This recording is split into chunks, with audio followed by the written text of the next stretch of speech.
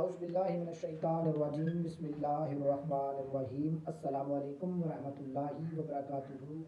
آپ کا host and دوست ڈاکٹر محمد طیب آپ کی خدمت میں حاضر ہے۔ آج ہم بات کریں گے ذیابیطس ڈائبٹیز ڈیورنگ پریگنینسی۔ اس سے پہلے آپ سے ریکویسٹ ہے کہ ڈاکٹر محمد طیب یوٹیوب چینل کو سبسکرائب کریں، بیل آئیکن کو کلک کریں۔ Bundle of thanks.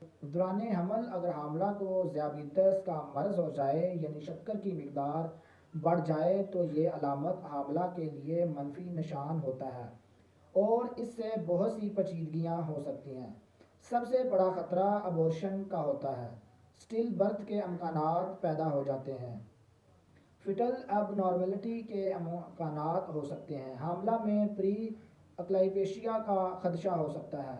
حاملہ کے آخری دنوں میں پولی ہائڈرومینیا کا شکار ہو سکتی ہیں جس سے فٹس کی زندگی کو خطرہ لاحق ہو جاتا ہے۔ مختلف اندرونی اعضاء کی انفیکشن ہو سکتی ہے۔ بہت سے اعصابی نیورولوجیکل خرابیاں پیدا ہو سکتی ہیں۔ گلائکوسائڈز ایچ بی کے باعث جنین کو آکسیجن کی فراہمی متاثر ہوتی ہے جس سے جنین کے لیے خطرہ بڑھ جاتا ہے۔ خون کے اخراج آر بی سی میں ٹوٹنے کا تناسب بڑھ جاتا ہے۔